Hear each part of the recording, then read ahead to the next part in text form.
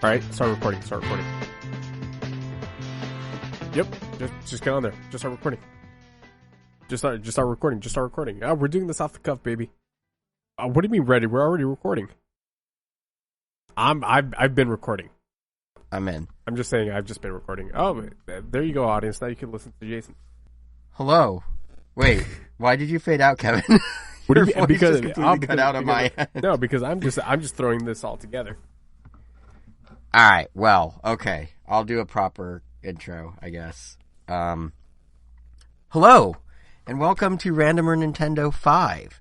I'm Jason, and across from me is the man, the myth, the legend, Kevin. Virtually across from me. You're not physically here. Unless you want me to. I mean, do you want to drive over? You wanna do a podcast at 12:30, 12:45? To clarify for the listener, AM. We're talking AM. No, I'm good actually. Stay where you are. Stay where you are. I know you just got home too, so stay where you are. But yes, it's just us. Angel couldn't get his schedule to work quite right for this episode, so it's just you and me for number 5. It's JK with Jason and Kevin, episode 2. Exactly. Throwback to that. But how are you doing, Kevin? Like we literally haven't caught up at all. We just dove right in. So what's going on with you? I've been all right. I've got a busy 2 weeks ahead of me, and now iCloud will not let me sign in with the verification code that it's giving me, even though it's exactly. There we go. Where are you? Just this computer. What were you trying to sign into? Are you signing into a new iDevice, even though they're not actually out yet, but they were announced mere days ago? No, I am just trying to sign into my iCloud. That's it, and so that I can see. Boring. So that I can see the docket. What do we call this?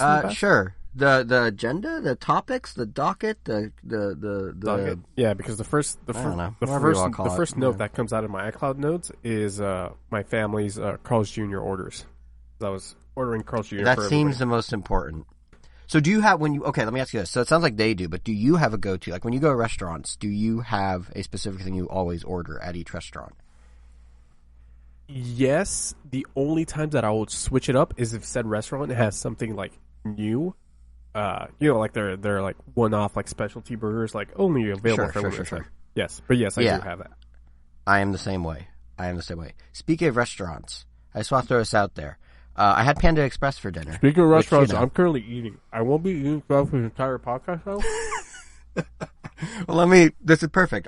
First of all, while we're talking about things that are disrupting our usual voices, while you're eating, if I sound especially nasally to anyone listening, I apologize. I've had something that isn't COVID, but I don't know what it is for like the past week. It was like a head cold mixed with like a flu. I don't really know what it was. Box.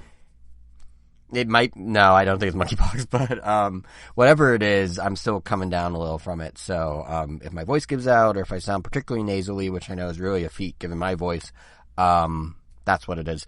But no, I was going to say, while you're munching away there, I had Panda Express for dinner, where I also have a regular I tend to get, which includes the honey walnut shrimp. Excellent, always. My fortune cookie didn't have a fortune in it.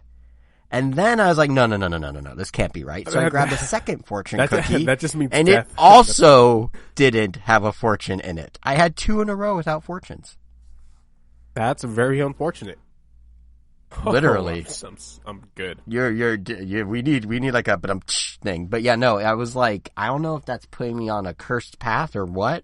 But then like an hour later, I was playing Wordle and I lost my streak for the first time in weeks. So I'm just saying, if I don't make it to the next episode, like if it just ends up being you and Angel from here on out, everyone knows why. It's because I got 2 empty Panda Express fortune cookies tonight. So it's like I just wanted to put that out there. There was a show on ABC called Flash Forward. I don't know if you ever like heard of it. Oh yeah. I think it came out when I was in college. I think some of my housemates were watching it. Yeah.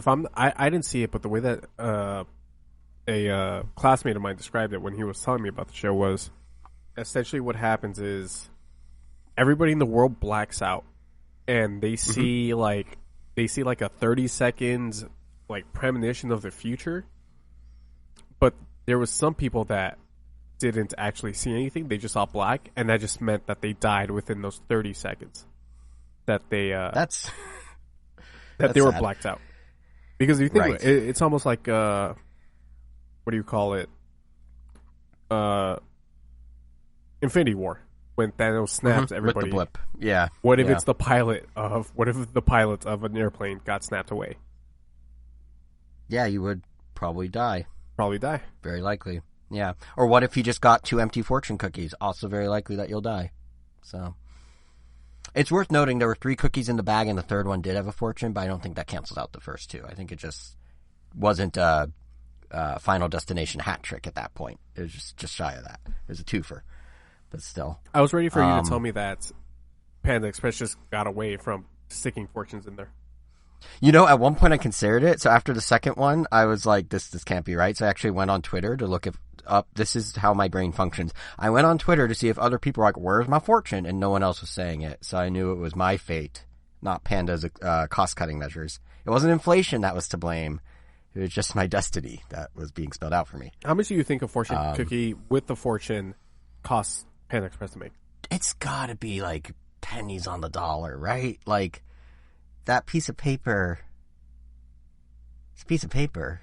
It's gotta be like a cent. I don't know. So even if they did remove them, but if you think about the scale at which they produce these cookies, it could add up.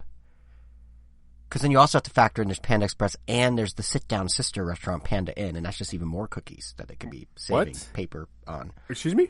They have a sister restaurant called Panda Inn that you sit down at. Like, it's not like an order at the counter. It's like a real restaurant with a waiter. There's only a few of them in the world. This is the first time I've ever this is a thing. heard of it. Yep. There's one in Pasadena and Glendale? Yep. We're making that a random Nintendo trip. I hope you know that. Oh, I'm down. Is it like... Well, if I'm alive by the time we do it, if my fortune isn't a bluff, then yes, I am down. Your take-on menu. Holy... They got pot stickers? And steamed dumplings. Yep. Interesting. They're like a full-on Chinese restaurant, yeah. But they're not there. There's not very many of them. It's like, Panda Express is like, I'm trying to think of a Nintendo analogy. Panda Express is like a common Pokemon, and then Panda Inn is like when you stumble across like a shiny, rare Pokemon. Yeah, and they're doing that thing where like regular size or like a family. Some of these prices are a little bit. $31. Oh, it has the pricing to go with it. $31 for a family size portion of fried rice. You gotta wonder if they're the same restaurant. And you gotta wonder if they're the same restaurant. That means they have the same supplier, which means like the rice that costs only a couple bucks at Panda Express, you just get 4 of them, and still would be like $20 cheaper than the Panda Inn. But I guess you're paying for the experience of sitting there. There is no shot that they're overcharging for the experience. There's no way that they're going to give me a family-sized plate of fried rice and charge me $31, with most of that being the experience. I'm just saying, if they're not removing the papers from inside their fortune cookies to cut costs, and they're definitely raising prices at the Panda Inn to make up their differences there, to make up some revenue. This menu doesn't look that bad. No, I'm sure it's. I've never been to one. I'm sure it's enjoyable. Well, we're going to make that yes, we are. A family outing now. Yes, we are. A random Nintendo family outing. Really nice ramen place that's near your house. We're going to. We're going to Pasadena. We were going to do that, weren't we? We could do both. Just one meal at one meal at the other. The drive that's stuck in traffic in between will take the time between the 2 meals. It'll be perfect. Yeah. Yeah. It's done. Yeah. And thus concludes our episode. Thanks for thank you for joining us for JK with Jason and Kevin. There actually was some stuff that was going on. Apple had their event. Actually, before we even get to that, have you been playing anything? I feel like we still are, or ultimately a video game related podcast. So, any games you want to talk about? Are there any games that, you know what? I don't remember. But did I ever talk Spider-Man on this podcast? No, not yet. Or not even, I didn't even talk Spider-Man on Random No, you never talked Spider-Man, I don't think. Oh, so sure, I'll take a dabble at talking about Spider-Man. Go for it. Yeah. Well, since I never got a chance to talk about this game back when it came out on the PS4, about a month. At this point, it's about a month since it got released. But PlayStation recently released the remastered edition of Spider-Man on the PS4 on the PC. and it really reminded me how much I love that game. Spider-Man is by far my favorite superhero. Is he yours? I think he is yours, right? He's up there. Yeah. I think Batman's kind of my favorite just because Christopher Nolan bias. Sure. But Spider-Man's definitely up there. Yeah. It's probably, Batman and Spider-Man, I'd say. Yeah. So, he's my guy, you know? And I think I can speak for a lot of like Spider-Man fans when they say that their favorite Spider-Man game was Spider-Man 2, the tie-in movie game on the PlayStation 2. Yeah. A lot of people do have fondness for the. Was it on GameCube as well? Yeah, it was on GameCube. It was on GameCube. Yeah, because I remember swinging around. Yeah. It was multi-platform, and I know a lot of people like that PS1 Spider-Man game and sequel.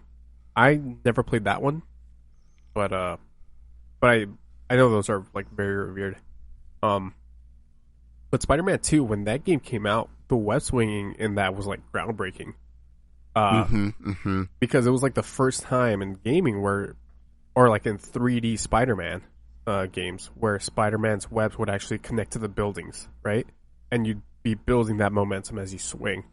That combat was simple, but it was fun, you know? It was there were, you know, and there were some other Spider-Man games that ranged from like mediocre to okay. Shattered Dimensions was a fun game that let you play as 4 different Spider-Man. That's where Spider-Verse got its influence from. That led to Into the Spider-Verse, actually. And then I didn't make that connection until just now.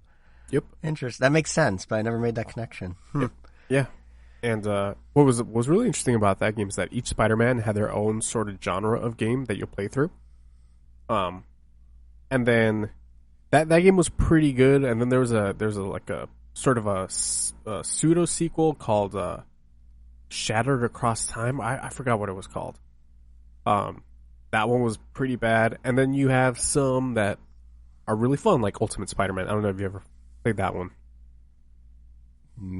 I don't think so, no. I think the GameCube one specifically, I think that the GameCube one got ported after it was released on PS2, and it included Venom in it, which is really cool. Like a playable Venom. Yeah. And then, as they got a lot of crap, but I really actually like the Amazing Spider-Man movie tie-in games. I don't even remember those existing, just to be completely honest. Yeah, those I had fun with them. I think I platinumed the first one. But quite honestly, like none of those games could ever really capture the feeling of that Spider-Man 2 game. And that's where Spider-Man 2018, that's what we'll call it, comes into play. And that game for me is like the ultimate Spider-Man game. In it, you play an experienced Peter Parker, who at this point, I believe, has been Spider-Man for about 6 or 7 years. So Spider-Man is already established in this world. Yeah, so in this game, Peter Parker does not have an origin story. And you don't have to relive all of Uncle Ben dying. You don't have to... right from the get-go, you are an established Spider-Man. Excuse me.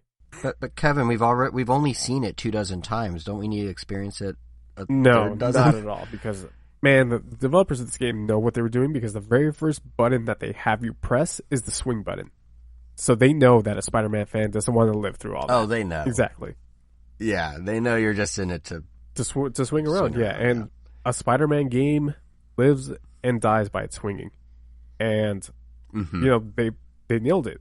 There's a small learning curve to it and building momentum, but by the time they get the hang of things, you're zipping around New York like a seasoned pro. You're running up buildings, and like right before you hit the edge, you hit the cross button, the X button, whatever side of the aisle you land on that discourse. But right before you hit the edge of a building, you hit X, and then he'll zip the edge and he'll propel himself forward in like this really cool move that he does. And then there's a button where, like, as soon as you hit the ground, instead of like losing all momentum, you hit X again, and he like propels himself forward. It's just, man, it's just swinging in this game is what I thought swinging was like back in Spider-Man on the PS2, Spider-Man 2 on the PS2. It has that feeling of newness in the same way. Oh yeah, absolutely. Or not newness, but like the fluidity and like, wow, this is really like, yeah, exactly. This feels real. Yeah, exactly. There is fast travel in this game, but unless like you're going from one end of the map to the other, you won't really want to because the swinging is so much fun. The map, it being of course New York, is very, very large, and I've never been to New York, but it's massive in this game. It's expansive. It's got a mix of real world landmarks like the Empire State Building and the Chrysler Building, but it also has fictional landmarks like as Avengers Tower, and it has the Doctor Strange's Sanctum Sanctorum. And then, like, even the New Yorkers that, like, feel alive. Like, you've got New Yorkers on the street that will want a picture with you or just, like, a high five. And then, of course, you have the combat of it all, right? You have the crimes that Spider-Man's New York is so famous for. So you'll have carjackings, muggings, drug deals, store robberies, like, all taking place at the same time. And it's your job as Spider-Man, of course, to stop them. So the gameplay, like, / combat is pretty much the Batman Arkham combat, which so many video games have taken their influence from. But here you'll be using a mix of, like, hand-to-hand combat and, of course, like, all of Spider-Man's, like, gadgetry. So not only that, but, like, of course, in this game, it makes perfect sense why you have, like, little lines above your head, obviously because of spider sense. The gameplay isn't doing anything spectacular. It's very standard, but I see what you did there. Yeah, you caught me. Yeah, beautiful. Anyway, sorry, I didn't mean to interrupt. I just couldn't resist. What makes this game such a fantastic game is its story. This game has probably what is my favorite Spider-Man story in any media, and I haven't read all the comics. I've read quite a few of them, especially like the story arcs that Spider-Man is well known for, and this by far like takes the cake. It deals with Spider-Man trying to uncover a conspiracy involving this new villain in this universe called Mr. Negative that threatens like New York City. And throughout the story, you'll interact with, like, classic Spider-Man supporting cast, like Mary Jane, Aunt May, Miles Morales is actually in this game. And then you'll get mixed up with classic Spider-Man villains like the Kingpin and the Shocker. The story is a little padded in the middle, but it's great to see how this story folds across, like, a few days, which is really fun to see. And it has an ending that just, man, it just punches you in the gut with how Spider-Man it is, which Spider-Man fans know that, you know, there are some times where Spider-Man doesn't get what he wants, and, you know, he's all about this character. He's a character that has to make sacrifices and stuff like that. So the ending really, really hits hard. I've been playing a lot of this on the Steam Deck because it's Steam Deck verified, and it's not the best looking game on the Steam Deck, but it runs like a champ. I was surprised by it. Once again, I'm surprised by the Steam Deck's performance and how it's able to do all this. It's pretty crazy. If you're a Spider-Man fan, you gotta check this game out. I say it's so interesting to me that Sony was like, "Oh, we'll just bring all our games, like our flagship stuff, to PC." Well, yeah, they gotta. And then you can kind of play it on like a fake Switch, and so like we made our own Switch without having to invest in our own Switch. Well, they had their own Switch, and they like slowly killed clever. it. Think about it. Yeah, even though its name meant life. Yeah. No, yeah, they picked up that one company. I think their name is Nix's to do all their ports to PC. So they got them to do this one, and it's an incredible port too. I think that there might have been like one issue with it, but it wasn't an issue that their previous ports have gotten. I think God of War had some issues. Horizon definitely had some issues. I don't remember about Days Gone, but I know next up on the block, I think they said that they're porting the recently released Last of Us Part 1 remake on PC. Oh, they already confirmed they're going to bring that to PC. But they also confirmed Uncharted 4 and Uncharted The Lost Legacy, and that still hasn't been out. I think that got announced for PC before Spider-Man even got announced on PC. So that was interesting. Interesting. It's interesting how quickly they're doing it, because they also just bought a mobile studio like a week ago. They acquired, or maybe 2 weeks ago, they acquired a mobile studio to further their IPs in that direction. So it's interesting how quickly Sony's sort of following the Microsoft path of just being on every platform they can, essentially. Yeah. And before I forget, Spider-Man Miles Morales was also announced for PC, so that'll be coming as well. So are there any like PC exclusive? I imagine not, but are there any PC exclusive things? Like, does it have like it does? Yeah, have it does have ultra-wide support, support. Right? If you have them. Trying to think of what else it might have. Well, it's got ray tracing. I know the PS5 version of the game also has some support for ray tracing, but of course, if you have a beefy graphics card, you'll be able to crank it up and have even better visuals than you would on the PS5.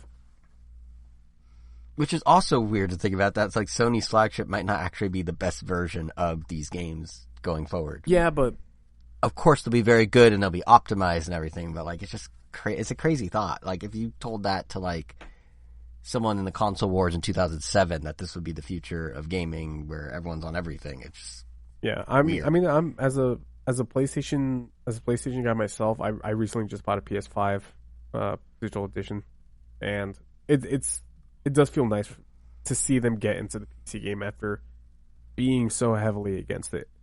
It'd be nice for them to do what Microsoft does and pretty much allow you to share your access across platforms, but they're still stingy on that front. But I don't know. I love this game enough to justify buying it again. This will be my third time buying this game. Wow, okay, that's a pretty good, pretty big endorsement right there in and of itself. I was gonna say, it is interesting that like the shift with gaming and just the idea of what is exclusive and what does move a system, and even there's this back and forth right now between Microsoft and Sony over Microsoft buying Activision Blizzard, and they're saying, "Oh, we'll bring Call of Duty for 3 years beyond our contractual obligation," and Sony's like, "We've had it for 20. What are you gonna do after 3? That's not good enough." And there's like all this bickering and like the console wars used to be like, who can take all the exclusives for themselves. Now it's like, well, how long can we share cross-platform exclusives with each other? It's just such a weird, different ballgame now. Because even if Microsoft does take it, it's not platform exclusive. The conversation becomes, well, do you pay $70 for Call of Duty or do you get it for free on Game Pass? So like this whole everything, the ecosystem's so different now in just the last couple of years. It's really interesting. Yeah. You've been playing anything? By the way, actually, yes, I have. Mine's kind of an older one. Actually, mine's older than yours. So Spider-Man came out 2018. What, 2018? Yeah. So I've been playing some N64 stuff, actually. Like, I've been playing a decent amount of time into, much to my own surprise, in the Switch Online expansion pack, Wave Race 64 and Pokemon Puzzle League. And I don't know if there isn't a better pairing to show how differently games can age. I mean, like, first off, credit where it's due. Both games are great gameplay-wise. But in terms of, like, presentation, it's crazy how differently I feel about these two games, even though they came out only a few years apart back in the day. Like, on paper, I feel like Wave Race 64 should be the game that feels older. Like, it literally is the older game, and not just because, it is the older game and came out, I think, in the launch window of the N64 back in the day, while Pokemon Puzzle League was at the tail end of the N64. But, like, Wave Race was really the one that tried to milk the hardware for all it's got. Like, you've got the full, early, like, 3D polygonal look, the need for the water physics, the announcer as you race, like, all these attempts at creating this kind of realistic jet ski game. And somehow it's the only one that seems to hold up 26 years later of the two. It's so strange. But, well, before I even get into that, have you ever played Wave Race on the N64? Oh, dude, it's so, let me tell you what you've been missing. Because the thing about Wave Race that does so well is it really balances this kind of arcadey, pick up and play side with some actual real depth in physics. The entire game always, to me, kind of felt like do you remember when, the original F-Zero came out? It was developed for the Super Nintendo specifically to showcase the Mode 7 graphic scaling. So the entire premise of the game was, look what we can do with the technology on this console. Let's try and build something around it. Wave Race was kind of the idea for the N64. So how we showcase the graphical prowess, how we showcase the analog stick. So for Wave Race, the idea was now like how we add depth to a racing game, like quite literally. Like you can lean forward into the water by moving forward on a stick. You can pull back by pulling back. You move left and right, all that. It's the perfect showcase for the then new analog stick. And then on top of that, like, well, how we show the the 64-bit console power, the physics, the graphics in general, all that kind of caters to that. And it just did that really sounds like a weird word to use, but elegantly, I guess. Like it was just super accessible and easy to understand. And you, or at least I as a kid, could just spend like hours just sort of jet skiing around in just like open practice mode, because it was just really fun to like be on the water and have this kind of realistic feel that was really pick up and play. But then it went kind of beyond that technical showcase demo piece, and it actually had, no pun intended here, like actual depth to the gameplay. There's way more if you want there to be, like the water physics, the way they rock your jet ski, and how they can help or hurt you as you sort of slalom between each course's buoys, because every race is actually a slalom course. There's strategy there. Like you start to get a feel for exactly how and when the waves will break in each of the 8 courses across the game. And you actually kind of use that to your advantage in time trials, and there's kind of a rhythm to find within the waves, or there's this whole trick system on the other side of things, which, some of these tricks have actually like 2 levels to them, like the handstand where you could do one motion, then you do a follow-up motion, and that adds a whole nother dimension, never mind the fact that there's actually literally a separate stunt mode you can do. And honestly, as a kid, like, those tricks could put up a challenge. One of the most famous cheat codes in the game is you can ride the Dolphin. So when you're in the practice mode, there's a little dolphin that swims around with you. And I think he's in the trick mode too. But if you do the tricks in a certain sequence, in a certain track, you can ride the Dolphin. And I can never do it as a kid. I literally did it for the first time like 3 weeks ago, and it was great. But like, I guess my point is, like, I don't know if it was the dedication to being so much more than just a technical showcase for the N64 or what, but like Wave Race 64 just aged super well in general. Like gameplay wise, the physics hold up really well because they're really thought out from the start. Like visually, it obviously has that 90s polygonal look, but it just works. Like it has some charm to it, and for some reason, it also has butts. Like a lot of butts. Like this is actually something that my girlfriend noticed when I was playing, but it has butts. One of the most defined things on screen in the game is the butt of the jet ski rider you're controlling. Interesting. I don't know why it's so defined. I don't know. Maybe it's jumping out at us more when she was watching and I was playing, because like maybe our brains have been rewired. We've been watching a lot of Bob's Burgers. We've been binging it for the first time over the long weekend, and they love butts on that show.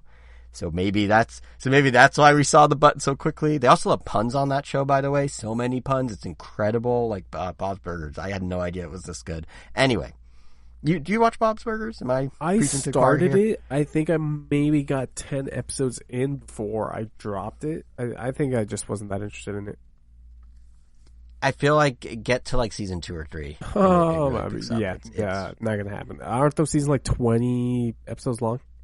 No, the first ones are only like 10. Actually, you got through all of season 1, I think, if you did 10 episodes. I think I think. But no, it gets really good. Yeah, we're on season 3 or 4 right now. And we're show, sidebar, and that show lasted way longer than I thought it was going to. Honestly, I saw the trailer. I saw like the commercials. Like, oh, this is getting canceled after one season for sure. It's just, so one of the things they do that's so great, well, they do a lot of wordplay, but one of the things they do that's really great is, for me, and anyone that knows Random Nintendo knows how much I love the punny titles we did on the old Random Nintendo podcast, and we sort of do with Randomer Nintendo, but, every single episode intro has 2 puns, the store next door to theirs, and an exterminator truck, and they're all different, at least so far. And then every single episode in the episode, there's a burger of the day that changes if the day changes in the show, and each burger of the day is itself a pun, and some are good and some are purposely cringy bad. And then on top of that, they do verbal wordplay, and on top of that, every other store to go into is a pun. It's just like pun heaven. It's so great. And butts. A lot of butts. Anyway, my broader point about Wave Race is just it aged really well. Butts aside, like it surprisingly looks good. Like it looks styled in a way, and it's how it's designed. So it doesn't look old. It just looks like it's styled. Which then made it so interesting revisiting Pokemon Puzzle League, because that was much more jarring by comparison, and I don't think holds up visually as well as Wave Race does. So next question, Kevin, have you ever played Pokemon Puzzle League on the N64? Nope, can't say that I have. Okay, so here's the thing. Actually, I should preface. My preface here. So Puzzle League. Have you played Puzzle League or Tetris Attack or Panel de Pon, or it's gone by many names because they got the short end of the decade. I don't think I have. Have you? Really? Okay, so if I don't blame you because Nintendo doesn't treat it very well. But basically, this is one of my favorite puzzle games, period. The whole premise revolves around a typical match 3, right? Except the blocks, they're scrolling up from the bottom, and you have to match at least three of the same block type by swapping 2 adjacent block pieces. So the pieces are rising up from the bottom, and you have a little cursor that can switch left and right 2 pieces. And when you do those switches, you can make combinations that go horizontally, make combinations that go vertical, and 3 or more blocks form a combo. It erases it from your field. And if you're playing against a computer or some sort of opponent in a versus mode, it then dumps garbage blocks on the other player depending on how many in your combo you get. Relatively straightforward. And, it's kind of like Bejeweled if Bejeweled was like dynamically moving. And Pokemon Puzzle League, to be fair, does some neat things gameplay-wise with that concept. There's a standard mode where the blocks just scroll up. That's, whatever. But there's also a challenge mode where you have to clear all the blocks within a certain number of turns. And there's this kind of wacky 3D column mode where instead of it just being like on a flat board or a flat area, the blocks actually are mapped around like an invisible cylinder that you spin. So it's like this 3D shape that the blocks are rising up on instead of just being 2D, which, opens up some interesting combo options and is fun, but it definitely doesn't go as far as the like, look, I'm 3D now of something like Tetris Sphere on the N64, which another question, Kevin, have you ever played Tetris Sphere? I don't think I have. Okay, so Tetris Sphere, I feel like I'm like doing a Russian nesting doll of N64 games here. So Tetris Sphere is a very overlooked and very amazing game that needs to come to Switch Online pretty much ASAP. Basically, what if instead of you playing Tetris on a board, you're actually playing it on a Mario Galaxy-like planet? So you're a little, essentially bombardier robot thing, and you're dropping explosives, if I remember, or you're dropping magnets that move around Tetris pieces or something, but they're on a sphere, and as you clear Tetris pieces, you actually go further into the core of the planet or whatever it is, and there's more and more layers of Tetris blocks, and you want to get to all the way down to the core. And there's different power-ups you can get along the way that can blow up additional blocks or blow up blocks similar colors or do things like that. And there's a competitive mode where you can like drop garbage blocks on other people's planets, and it's really cool. And it's Tetris, but it's also not all Tetris, and it's really cool. So that came out on 64, like, I don't know, 97, 98, something like that. So Pokemon Puzzle League in like 2000 doing, look, it's flat Puzzle League, but we wrapped it around an invisible column, like isn't quite as impressive of a, like, we 3D-ified it. But either way, I digress. Where Pokemon Puzzle League, I think, actually suffers the most, because that column mode thing is actually fun, even if it's a little simplistic. Where it suffers the most to me is the presentation, which is, again, weird because it came out so many years after Wave Race, yet Wave Race feels newer and more, it aged way better. So the thing with Puzzle League is the presentation is just cheap. Like, I don't know how better to describe it. Like, one thing I should probably note is the game was actually made in the U.S. by Nintendo Software Technology, which is a division of NOA. It's not from an actual, like, Japanese is that company still studio. It's not from Game Freak, not from Creature. They are. They went on to do stuff like the Mini Mario spin-off games for Mario vs. Donkey Kong, and ultimately they did Metroid Prime Hunters, which is actually, I thought, a really good game. So, they had to cut their teeth on something. And, again, the gameplay in Puzzle League is fine. That's not an issue. But this was one of their earlier games, and basically all the assets for it are pulled right out of the Pokemon anime. So you get like stock art of each gym leader, some of the Pokemon, a random passing appearance from Tracy from the Orange Island episodes, if you remember that season of Pokemon, just because that happens to be when this game came out, so he's relevant for the 2 minutes that he's around. And like the dialogue boxes are all written in what kind of looks like Comic Sans, but it's like a blue and yellow outline text like the Pokemon logo, because of course it is, but it's like nearly impossible to read. And like the backdrops of each puzzle match are just episode backdrops of like arenas or gyms with maybe some character art slapped on top. Like, and there's sound bites of from the show of like people's one-liners when you do block combos. Like Ash in particular, I swear, if I hear "way to go" one more time when I get like 4 more blocks. Classic Ash's voice. Yeah. It's from like the year 2000. So there's like there's charm in that, and there's nostalgia in that, and don't get me wrong, like it all makes sense And they even, it all makes sense to include given when it came out and what Pokemon was at that time. And they even got a custom, like, kid you not, they got like a 15-second long animated intro exclusive for the game for the anime's producers. So, like, they paid the big bucks on this thing. But the problem is, it just doesn't look good coming off what was a cartridge at the time. Like, it's so compressed and everything. Like, let alone, now on an HD TV or on a Switch OLED or whatever. Like, everything's, like, pixely and low res, and the sound quality isn't great. And the thing that I think just drives me so crazy about it as I'm playing it, again, the gameplay's fun, don't get me wrong, but the thing that drives me crazy about it is there is a very well-themed version of this exact game on a much less powerful system, because the Game Boy Color had Pokemon Puzzle Challenge, which was basically this, but instead of theming it around the anime, they themed it a little around Pokemon Gold and Silver, but they did like a chibi art style thing. So it had its own unique look. They really embraced it across the whole game. It felt like a more like completely mapped out package.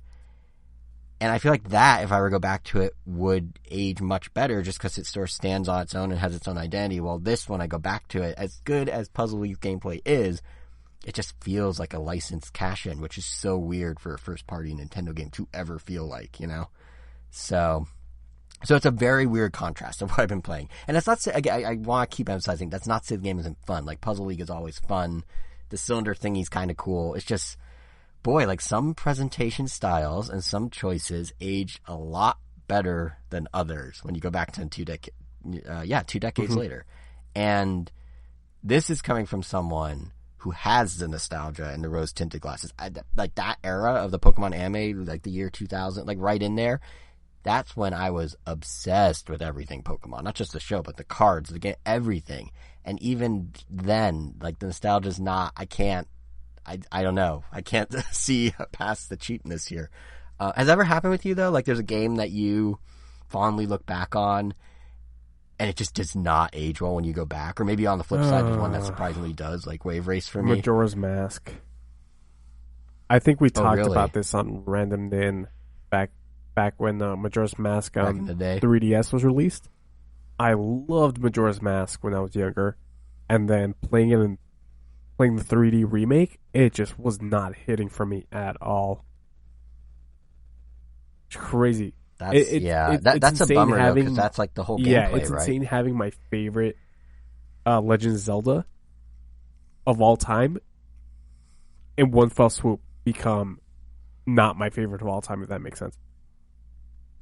Yeah, no, that makes total sense. That is a bummer. Yeah, it sucks when, like, I feel like I've had the experience where I'm like chasing the nostalgia almost. Yeah. Like, I can't think of a immediate game that comes to mind, but like something like, I want to recreate what hypothetically Mario Sunshine was for me in August 2022, and I was counting down the days and I got it. And I was so hyped for it for a week. And to a degree, when they did the 3D All-Stars collection, I think I talked about it on Random Nin when we talked about it. Like, Mario Sunshine, I still think is a really cool, interesting game, but like the camera system did not age well at all. And I don't remember having any issue with it in 2002, but in 2021 or whenever, I was just like, ooh, this isn't good. It does suck to, like, it's deflating almost, and to like kind of be like chasing that high of this childhood memory that you can't get to. It can be frustrating. Yeah.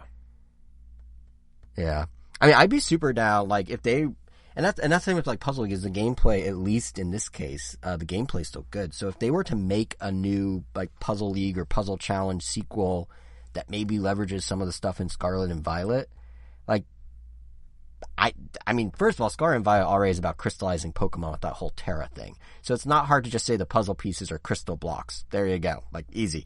But, like, that, they could reuse the assets in the same way as back in the day, and I feel like even that would just age a lot more gracefully in 22 years, because they're like of a certain quality, which I think is what Puzzle League was missing, visually speaking, was that quality, and somehow Wave Race had from 6 years prior. But, yeah, I don't know. But yes, that's what I've been playing, is just old N64 games that have either surprised me or slightly horrified me. But speaking of Pokemon, actually, did you see any of the stuff with Scarlet and Violet that Nintendo's been announcing last week or so? Just bits and pieces of it here and there. It's interesting, because they're like kind of sort of So they put out, for context, they put out a new, 2.5-minute trailer. For those who haven't seen it, it's on Pokemon's YouTube, I'm sure. And it kind of broke down the story mode for the first time, or what the stories will be. And it's interesting because it kind of sort of, I don't want to say reskinning past ideas, but kind of reskinning past ideas. You've got what's dubbed Victory Road, in which you go to the gyms and then take on the Pokemon League. But now they've added some tasks beyond that, there's one where you collect Sunflora and then you get the option to battle in the gym because you did their task, which is fine. So that's one element of the story. Then they're and there's this separate other story path called Star Street, which is centered around this new Team Rocket of the Paldea region. I guess they're called Team Star. And here you go and you invade their bases and take up their Pokemon in battle. And there's this kind of I don't know if you saw it, there's this kind of Mad Max Fury Road inspired vehicle thing with giant speakers that Team Star rides around on in this autonomous zone that they've created for themselves. It's very, it's kind of, I really like to think Game Freak saw Mad Max Fury Road and yes, we need to do that. It looks very similar. So then there's that, which is really just what the Team Rocket stuff has been in every game, or the, evil team. But now it's its own story. And then there's this other thing called the Path of Legends, in which you're collecting, I guess it's some sort of herb. It's called the herb Mystica. It's this rare thing, and you're helping find it as part of a treasure hunt for the school, as they call it. And to get it, you have to battle giant versions of Pokemon called Titan Pokemon, which are basically the alphas from Legends, kind of. One of which is this crab thing named Cloth, who has these crazy bugged out eyes. But either way, none of these things are entirely new, but they're presenting 3 entirely unique stories. And it's not really a knock against the game. It's just interesting that in the pursuit of this more open Pokemon experience they're now doing, they're basically slicing and dicing previously connected story elements and gameplay elements. Ones that were more intertwined. They're kind of well, now you choose which one you want to play instead of them all just being one. So I'm really just curious to see how smooth or disjointed this new approach is going to be, because this Pokemon is trying so hard to be open and you do your own thing, and then they kind of took what was so nicely structured and sort of split it for the benefit of choose your own adventure. I'm very curious to see how this actually shakes out come November. Well, I totally forgot. What is our bet regarding those games? Oh yeah. So I actually looked this up. And I'm glad you bring this up today, because I don't want to embarrass you in front of Angel. Crap. I mean, granted, he could listen to this, and granted Angel could listen to this, and granted, anyone listening to this can feel your embarrassment. God damn it. We made a bet in episode 275. I literally looked this up last night. So we made a bet in episode 275. It's around 7 minutes in on that episode. It's the Switch Sports Impressions episodes, if you guys want to hunt it down out there. And the bet was, we were talking about when would Pokemon Scarlet Violet come out, and I said the third Friday of November. And then I hemmed and hawed a little, because I was well, unless they don't delay Breath of the Wild 2, if Breath of the Wild 2 comes out, that might be the third week. The only time Pokemon isn't that week is when they have a bigger release that week. And then they delayed Breath of the Wild 2. Hold up. And then guess what day? No, I'm calling, nope. Breath of the Wild. Breath of the Wild honestly be delayed if it never got a release date? That's fair. Well, they did originally say 2022. They never said when. They did say 2022? So the assumption I was making, I think at one point last year in 2021, they said 2022. Yeah. But either way, my thought process was it would be the third Friday, and then I started hemming and hawing, unless Breath of the Wild takes that spot, then it'd be the second Friday, and then you were basically, in all your, what I now consider infinite wisdom, you were basically well, you know what, you want to put money on it? You pick a Friday, make it a Friday. One of us will buy the other the game to pay on the Friday. So I said, okay, I'll do the third Friday. Which they then proceeded to announce that Pokemon Scarlet and Violet will be coming to the Nintendo Switch on November 18th, which is the third Friday. And the bet was one of us buys the other the game. So, Kevin, I will happily take whichever version you are not planning to pick up so we can at least trade some Pokemon. I'm done with this episode. I would just like to point out, you went up against the guy who you have either had conversations with or listened to regurgitate release dates and sales numbers for Nintendo games and Pokemon games for over 10 years. And you're just yeah, this seems like a reasonable $60 to wager. So, I'm not saying I'm always right, but statistically speaking, the odds were not in your favor. All right, which one do you want? Yeah. I don't know. Well, that's kind of what I have to figure out. So they announced the first version exclusive Pokemon as well with the story mode stuff. There's a guy named Armor Rouge, and there's a guy named Cerulege, Ceruledge.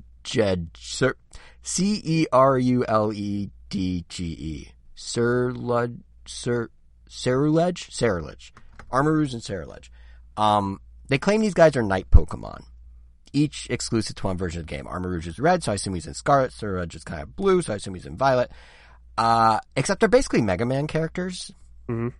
I don't know. Have you seen these at all? Yeah, so Armor Rouge is like, he has an arm cannon, literally. He looks like Fireman or something from the old Mega Man games. And then Cerulege, he has like a sword design motif. He looks like he's straight out Mega Man Battle Network, which, a game that itself, I guess, took inspiration from Pokemon back in the day with its multiple versions and whatnot. So maybe this is like, oops, I hit the mic. But maybe this is like a full circle moment as a result. But either way, I have to now choose, do I want the dude with the arm cannon or do I want the dude with the sword motif? Neither of which, they don't look like Pokemon, so that makes the decision hard. Like, I don't know. I shouldn't be complaining about Pokemon designs in a game where the legendaries have wheels on their stomachs that can't actually be used as wheels, but here I am doing it. So yeah, I don't have an answer for you. But where are you leaning towards? Because I'm okay doing the opposite, I think. I am leaning towards... hold on.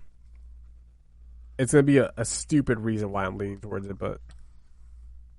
I mean, dude, I'm basing my reason off which guy that looks like a rejected Mega Man character am I more okay I'm basing it off with which logo I like better.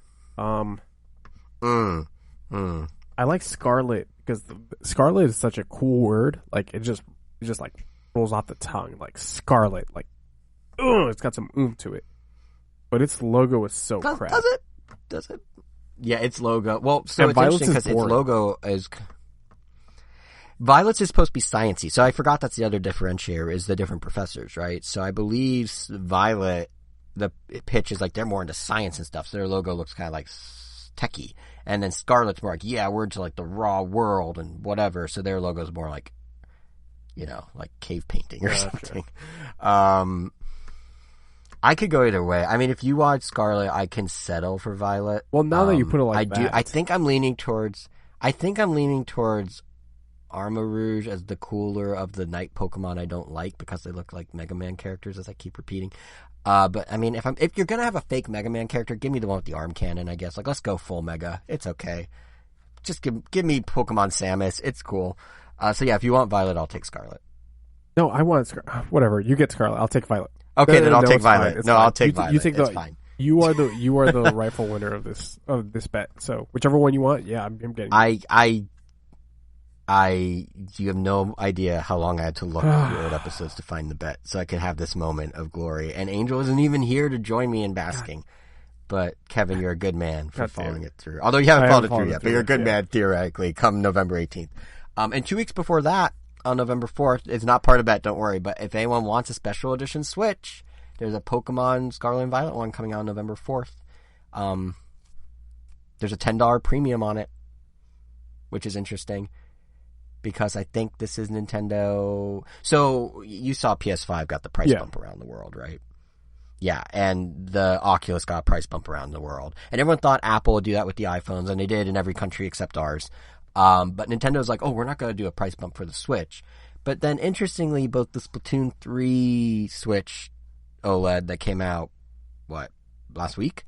And the new one they just announced, Scarlet and Violet, they're, as far as I'm aware, the first special edition Switches that are just design changes that have a premium price. They're both $10 over the normal edition's MSRP.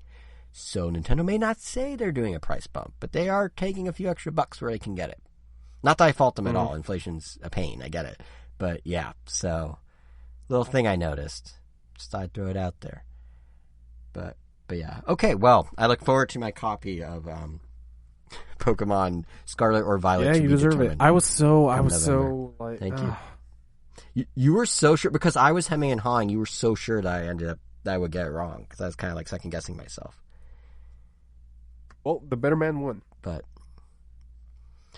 I wouldn't go that far. But it was a good friendly wager. Friendly wager.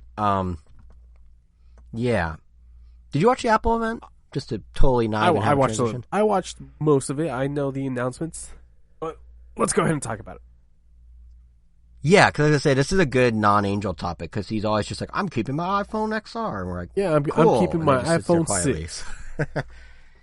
I'm keeping my iPhone 3GS. Yeah, but yeah, let's talk about it. So, I feel like this was a weird year. I think the products were cool, but I think it's a very weird year because this is the first time I can recall where everything they showed wasn't like, look at this great, like, I don't know how to describe, like, aspirational, like, look at how cool you can be. Look at these cool experiences you can have with your friends. Look at, like, if you have this phone, you can take the best selfies in the concert. You could, like, do all these cool things, like, the best camera for the best nighttime, like, after you're at the bar and you're in front of some neon and you want a cool shot. Like, that's what's been every year, right? And then this year, it's like, well, if you get in a car crash, or, like, if you get stranded on a mountaintop, or if you're doing some crazy hiking and you're lost and you can't get down from your mountain, or, you know, like it was very dystopian. Like, it felt very much like, I don't know if this is a sign that phones are plateauing, so now they're finding, like, edge cases, or if this is the way the world is moving and things are just getting more dangerous, or whether Apple just realized they can pivot to having the most expensive infomercial of, like, worst case scenario situations ever. But, like, this whole keynote, there was cool stuff for sure, but even the Apple Watch Ultra, so many of the things are like, well, when you're scaling Everest and you're falling into a crevice, we got a night mode so you can still see your watch. We got a whistle that has 84 decibels so it could echo through the canyons for people to find you. Like, it was just so, like, you know what I mean? Like, everything was just so, like, if you are in peril, this will help you. Well, in the past, it was like, how can you live your best, like, life and look coolest on social media and whatever. It's a very interesting little pivot they did. Mm-hmm. But the products look great. Let's talk about them. So where you want to begin? What did they started with the Apple Watch, right? Yeah, watch. Start with the watch. Yes, sir. Let's start with what watch are you currently rocking? I actually upgraded to the Series 7 as a birthday gift for my girlfriend. I had a Series 3 before that, and I read the tea leaves, so to speak, that the Series 8 wasn't going to be all that spectacular compared to the 7. Which it's not, so I do have a Series 7. Series yes. 7. Cool. My first Apple Watch was I believe it was also a Series 3. Oh, that was my second. My first was Series 0. I was a day one dude. I wasn't planning to be. When it was announced, I was like, nah, I don't need that. And then, like, as it I take that back. I was month 1. I think it was 3 weeks after launch. But as it inched closer, I was like, oh, I kind of need that. Yeah, I think my first watch was a Series 3. I'm currently rocking SE. Apple Watch. First generation SE. Now I SE's nice. That's what my girlfriend has. Yeah. Yeah. I like the SE. It's like it's good bang for buck. Like the value to feature ratio is really solid. Yeah. So what did they announce? So does the 8 not in any shape or form? Does the new SE interest? Not in any shape or form. All right. So let's talk about what they announced, and we could talk about why both of us, I think, are skipping an upgrade. Do you want to take the lead, or do you want me to take the lead? You're the Apple guy. Go for it. I am the Apple guy. Okay, so what they announced are basically a whole family of watches, really. So there's the new SE 2nd Gen, which they're just calling Apple Watch SE, and they're catching it up, so to speak, with some of the specs that are more standard now. So it has the same chip as the new Series 8, which is basically the same chip as the Series 7. It has the backs cleaned up a bit to match some of the sensor designs on current ones, and the whole thing with the SE is really like, let's make it cheap so kids that don't have phones yet, their parents can put a smartwatch on their wrist, put them on a family plan with them. It's like $10 a month instead of a whole phone plan, and then we could sell these to a bunch of kids. So they have actually dropped the price with the updated specs to only $250, but it's missing stuff like always on screen, the bigger screen, those sorts of things. So that's the SE. And it comes in fun pastel colors. So that's the SE. That was kind of like, all right, it's not geared, I don't think, towards the techies like us. It's very much like Apple trying to, like, indoctrinate the youths. Then there was the Series 8. The big thing with Series 8 is they added the temperature tracker for the first time to the watch. They took an interesting angle, I think, where they talked about how it can help with tracking, like period tracking, ovulation, and women's health, which is all great, but it was interesting to hear that come out in light of the warnings about period tracking in tech in light of Roe v. Wade being overturned. So they put a big spin on like, oh, well, the privacy angle and your data's yours and that sort of thing, but it was still kind of kind of an interesting contradiction to hear that at the same time as people saying don't use those apps as much. But it is a cool feature. There's probably a lot of good women's health uses for it. The thing that surprises me is it doesn't just do temperature readings. So going into the announcement, there were rumors that you'd be able to like see if you have a fever or something, and Apple just completely did not touch that at all. But besides that, the Series 8's kind of the same. It has crash detection, as does the new phones, as does the SE, as does the Ultra. So basically, they tweaked the accelerometer. So if you're going fast and then you're suddenly not, it'll go, oh, you probably got in a crash, and it will actually call 911 for you. Like, it can sense if you, like, flipped over or if you, like, lurch or that sort of thing, which is cool. But that's it. Like, the Series 8 supposedly has a slightly bigger screen, but I didn't look it in the photos. But yeah, it's very, like, as someone that got a Series 7 recently, there's zero, like, gadget lust or envy or anything. I'm just like, oh, it's literally my watch with something for health that doesn't apply to me as a man. So, okay. Yeah. So that's kind of where I'm I also on that front. My SE is getting pretty much everything that I need it to do, it's doing already. So it's one of those things that with the watches, I feel like it's very tough. It's going to be very tough for me to upgrade. I think the only thing that would get me to upgrade is a nicer screen. But I don't know how much nicer you can get going from, I think it was Series 4 to Series 5 is when was the first like big screen redesign, right? Where it actually went like edge to edge as opposed to like this first very of two. This very square screen. They did it again. They did it again with the 7. It's a big screen on the 7, even on the smaller watch. Because I have tiny wrists. Like I have the wrist of a Ken doll maybe, and so I have the smaller watches. But like it's same surface area as a Series 3 or even 4, but like the screen's just bigger. Like noticeably, it's bigger enough that they actually put a full little swipe keyboard on the Series 7 that couldn't comfortably be used on the older watches, or so they claim. And it works really well. I didn't even know that was a feature. And then when I got the watch, which for me is very weird because I'm still on top of Apple, but I had no idea that was a thing. And when I got the watch, I'm like, this is so cool.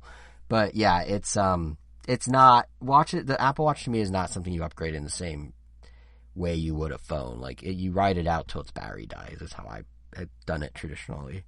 Yeah. But the big screen is super nice. Don't get me wrong. Every time I unlock my watch, I'm still like, whoa, the keypad is so big now. And I've had it for like 5 months.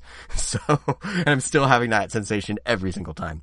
But we want to talk about big screens and big keypads. There is the elephant in the room, the Apple Watch Ultra, which that is a beast. It is both very this is physically the one that large I don't and have too much info on. Okay, so this one, they are trying to chase down what I think is more of a niche market of like the Garmin and other like athletic outdoorsman watches. You know, like the big bulky ones that have like 4 buttons on them and GPS, and they run way better battery life. So if you're like out doing backpacking or something, like it can tell you where you are.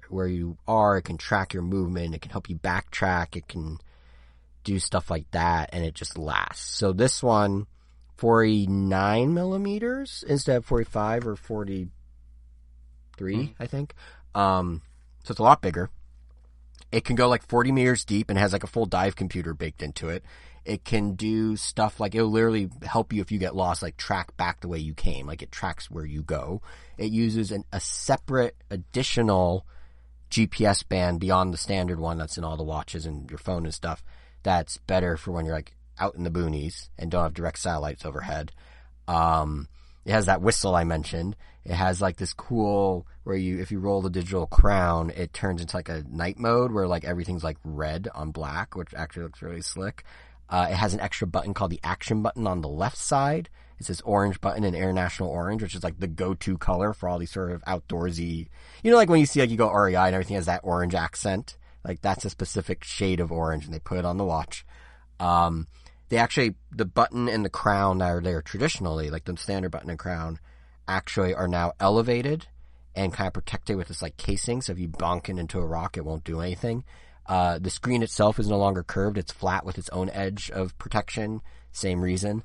And it's just this hefty thing that is designed to really, whatever outdoorsy thing you're doing, whatever rough and tumble world you're living in or wanting to go explore or be part of, this watch will help with that, and it's at $800, and it's one size, one model. That's all with cellular. No. Yeah, it's a no for me, but I think there's an audience that will eat this up. Yeah, and I think it's a smaller audience, absolutely, but there's going to be some people that just like, the same type of people are like, I love driving a Jeep, I never go into the mountains. Like, I'm sure that's also going to be a subset of the audience too, but it's definitely a interesting idea, and it's something that Samsung's moving towards, and Garmin's been kind of quiet. Garmin and a few, Casio and maybe a couple others have kind of had a little monopoly.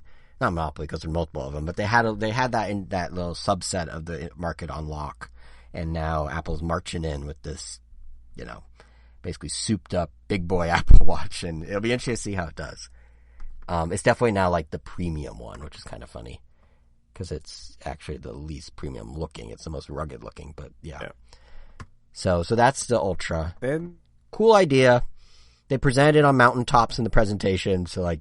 I'm sure they're green screens, but still, it was funny to see Apple be like, we're on mountains now because we're outdoorsy, and they're all wearing outdoorsy hiker clothes. I'm like, yeah, no, this is very clearly post. But yeah, so that was the watches.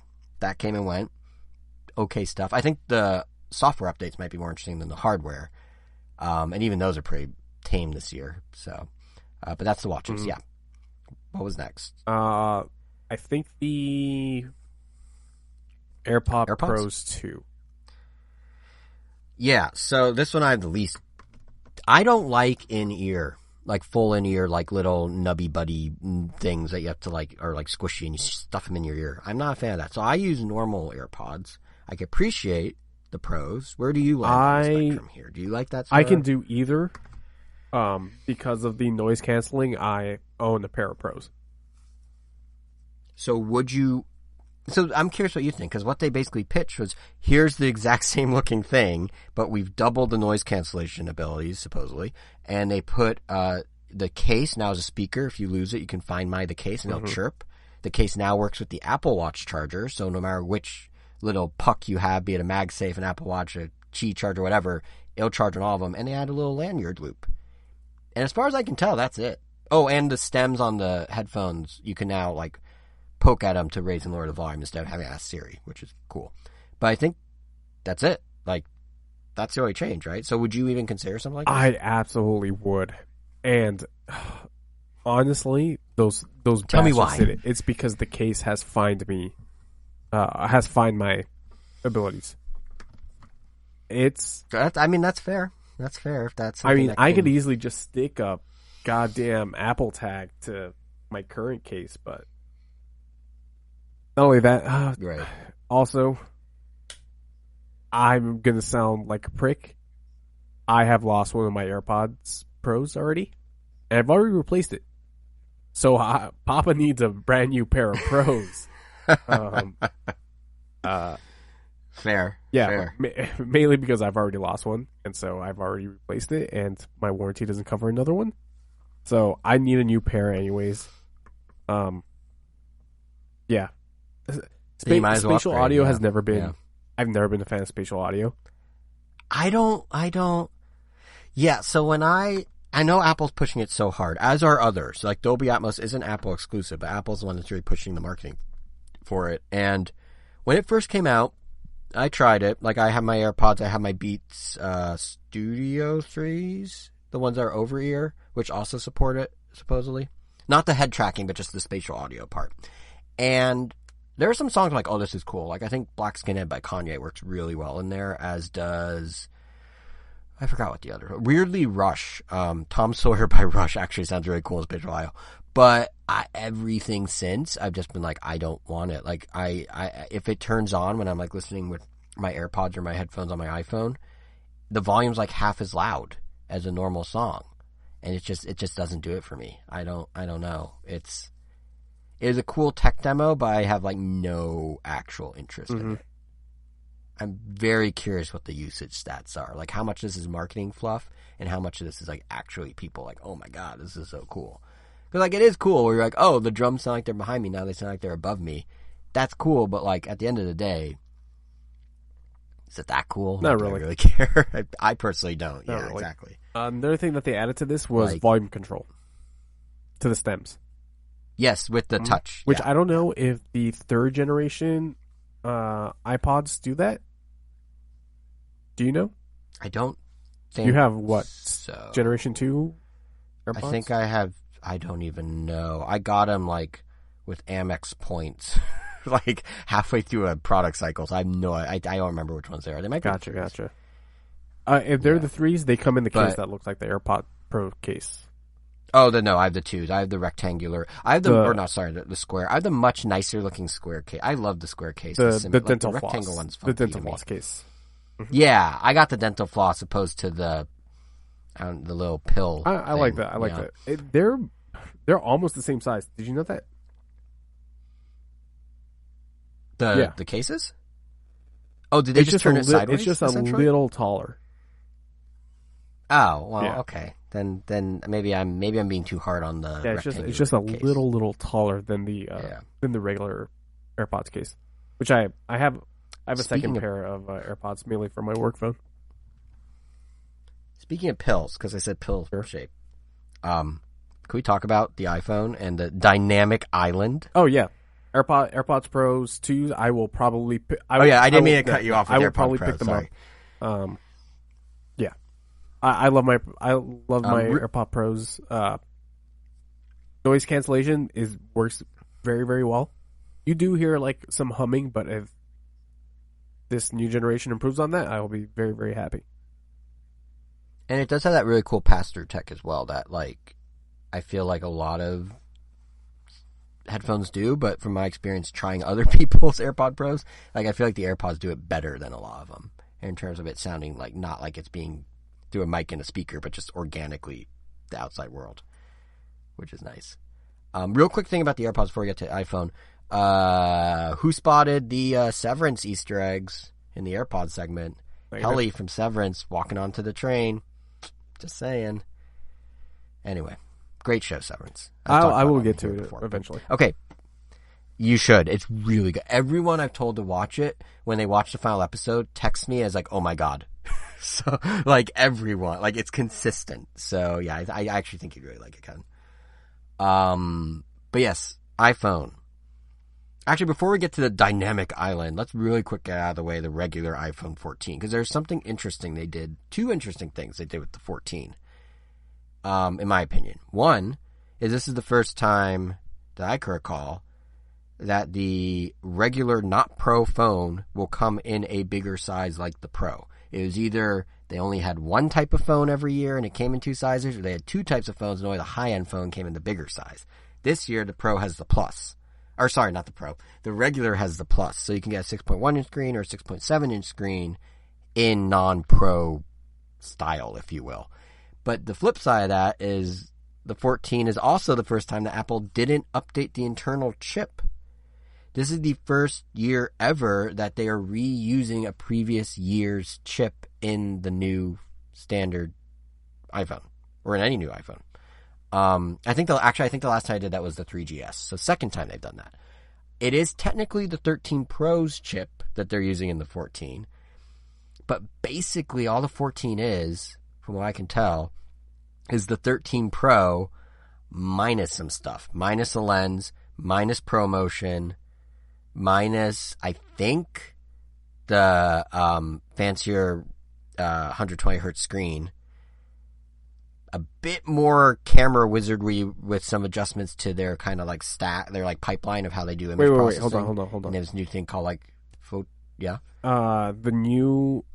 base iPhones have the 120 hertz screens now. They don't. No, they don't. Gotcha. That's what I'm saying. They took it out.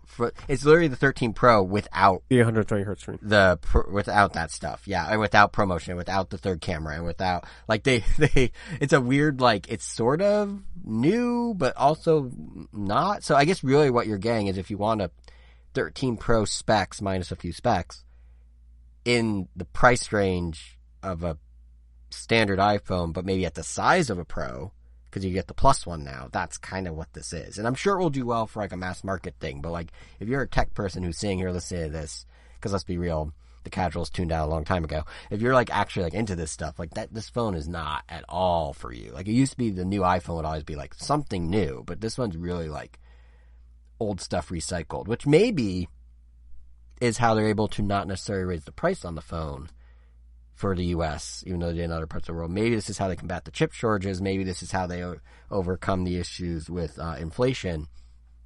But nonetheless, it's a pretty ho-hum regular iPhone. But then there's the Pro. And there's the Pro. Or did you have any thoughts on the regular did you have any 14? thoughts on the regular 14? Nothing. Yeah, okay. It's like whatever. Like the colors are nice. Cool. Like the new shade of blue is pretty.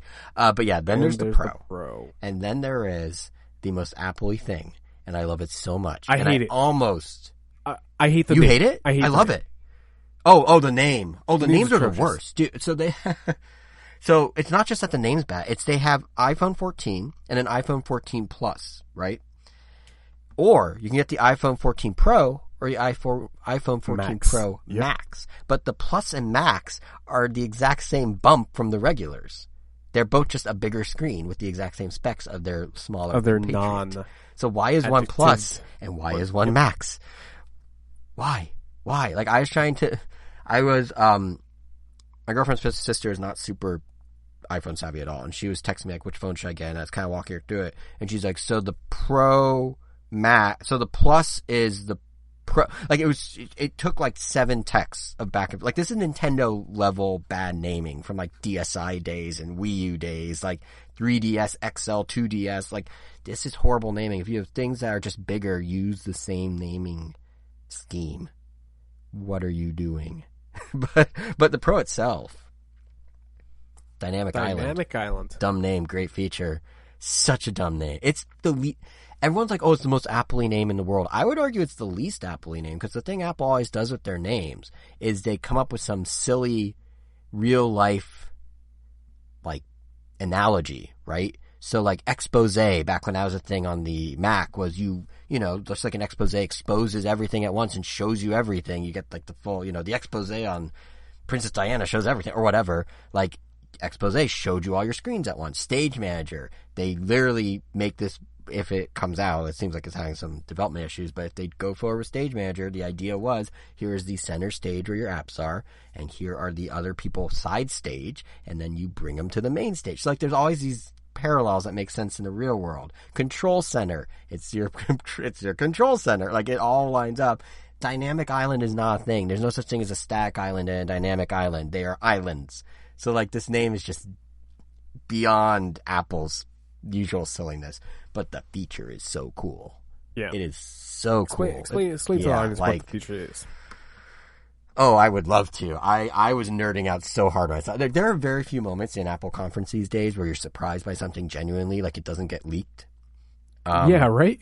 Or there's some like real crazy magic. This didn't get leaked. Yeah. So what we knew going into this presentation was they were getting rid of the notch as we know it, and they were putting this it looks like a sideways lowercase I. So there's like this long stretch with some Face ID components. So you got like the infrared light sensor and the true depth sensor and all that jazz. And then there's a little space, and then there's a single dot, which is the front facing camera for like selfies and whatnot.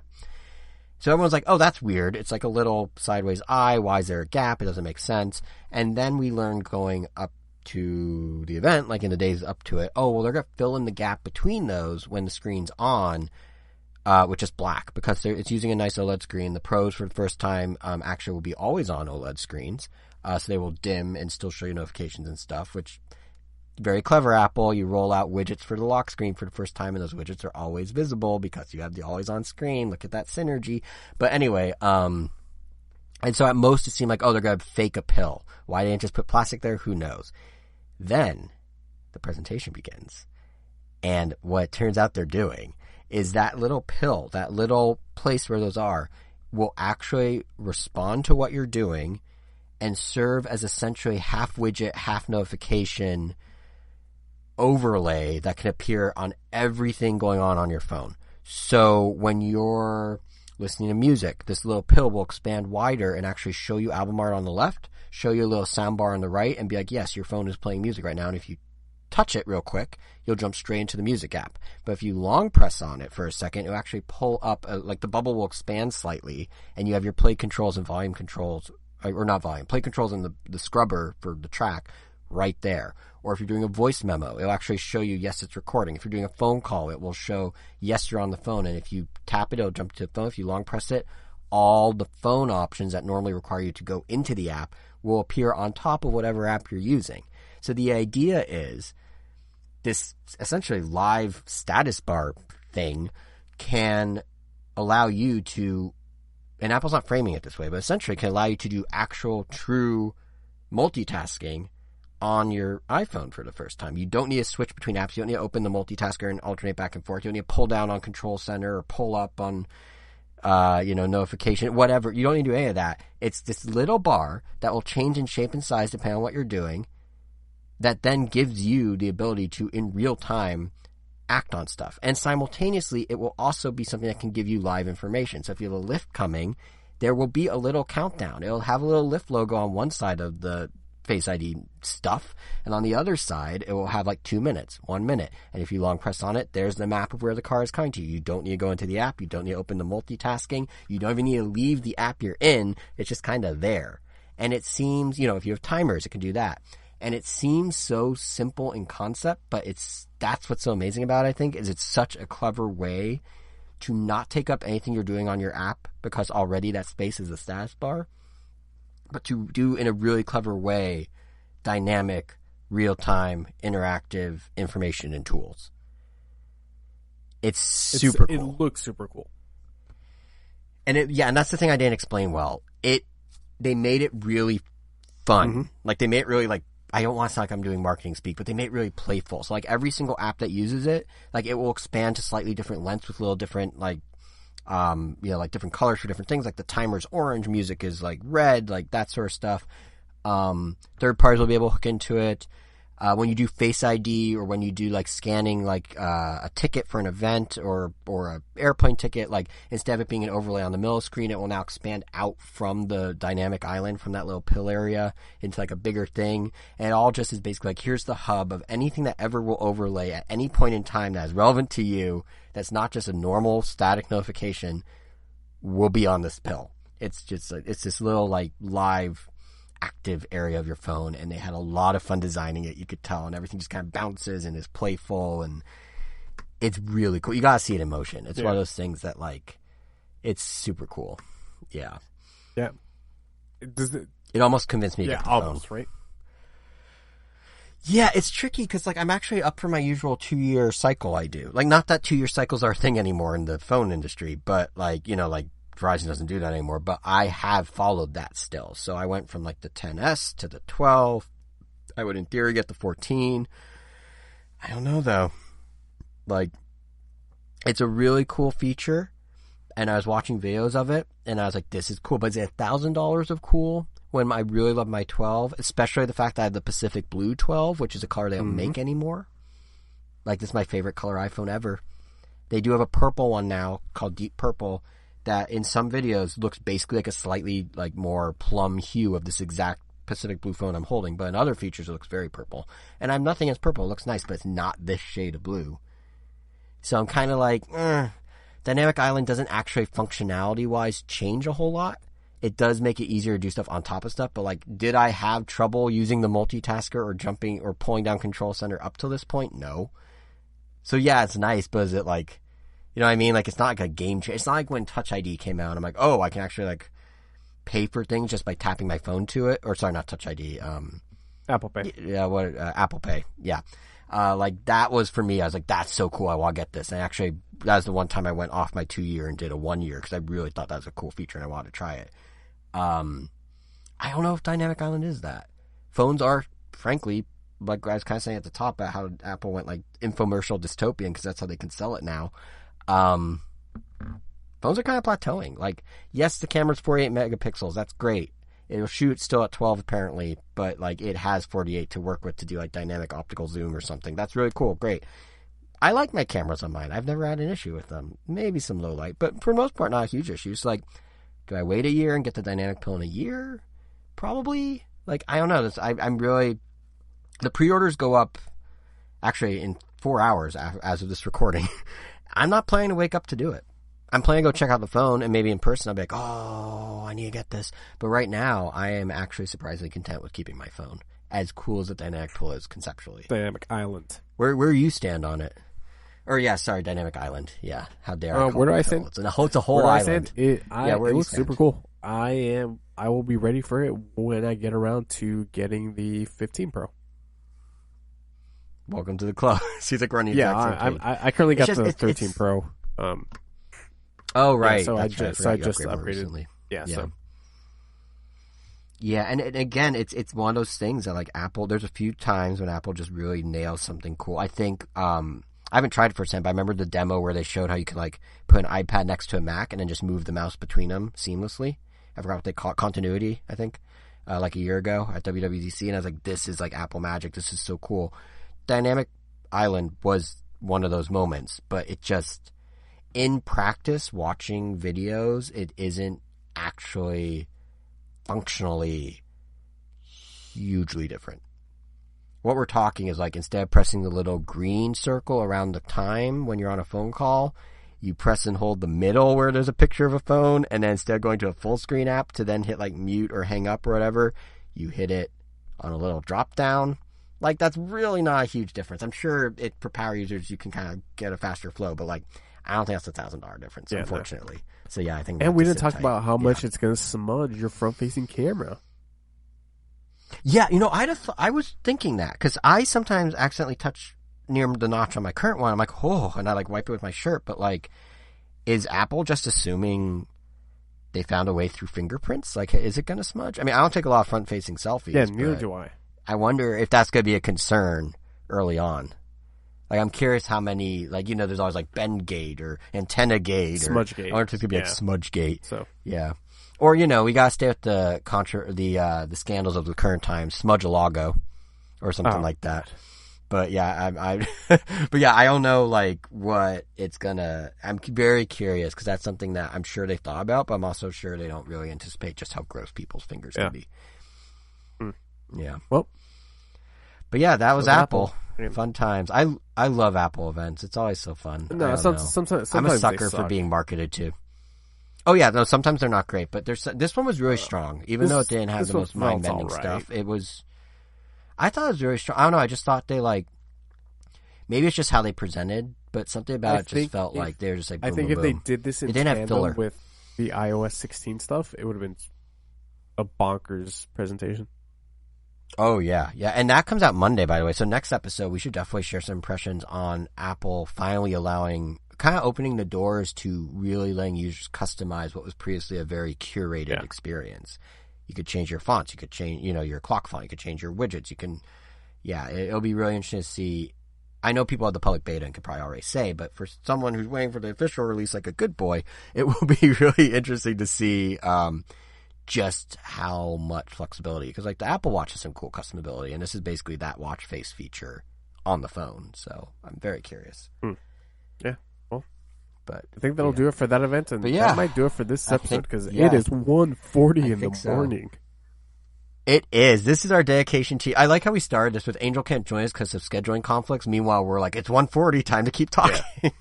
But yeah, it was a good episode. But my I think my circuit breaker. Like within the first 15 minutes, tripped, and my entire power went out. And thankfully, Audacity just saved the episode, or else we wouldn't have recorded this because there was no shot that I was going to re-record 13 minutes of. And it's not like we can recapture the magic that was our banter about Panda exactly. Inn. Yeah, like that's once in a lifetime. Yeah, so. And you guys out there gotta listen to it. So congrats to all of you. Oh yeah, next episode we'll have gone to a Panda Inn and are we guaranteeing that? Not are by, we doing not that by next next 2 episode. Weeks? Okay. Yeah, I was like, hold up. But next episode we should at least hopefully have Angel back. He does send his regards. We forgot to say it at the top, but he does say hi and he wishes he could be here. Exactly. He's currently sound asleep. Probably. Which is something we should do too. Yeah. So I guess to wrap up the episode, yep. Thanks for tuning in, everyone. We hope you enjoyed this interesting, eclectic mix of Apple, Nintendo, and a little Spider-Man. To hear future eclectic mixes of Nintendo and other things, including one thing we didn't talk about today, Splatoon 3. I did the world premiere event, but by the time this episode's out, the game's out. So it seems weird to give impressions for a demo that already, you know what I mean. So next episode, we'll have Splatoon 3 for sure. Plus, who knows what else? Rumors are a Nintendo Direct is coming. So to make sure you don't miss it, you can subscribe to us on your favorite podcasting app. We are on Apple Podcasts, Google Podcasts, Stitcher, Spotify, TuneIn, iHeartRadio, Pandora, Amazon Music. Our YouTube channel is Random Nintendo.com. We are also on Twitter at Random Nintendo, where you can, just get updates on really actually the same thing, just the episode. But you can find us individually on Twitter too, if you'd like. I am JSR7 on Twitter. Kevin here is KVN Gomi. The Spirit of Angel, who is with us at this time, he is WEIRO_O. And I think that's it for the bookkeeping and the show notes. So, Kevin, I'm kicking it back to you for final word. Don't do drugs.